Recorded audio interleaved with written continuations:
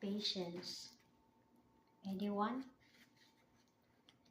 You probably heard the great American prayer, God, give me patience, and I want it now.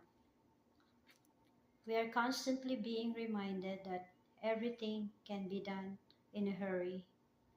Yet God says He wants to teach us to wait. God wants to develop within us a quality of being patient and long-suffering. Someone has defined long-suffering as a long holding out of the mind before it gives way to action or passion. It is the power to see things through. If there is any quality we need in our lives today, it is patience.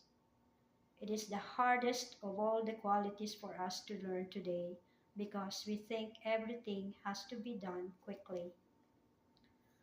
But it is the virtue I believe is closest to the heart of God. God is a God of long suffering, patience, and forbearance.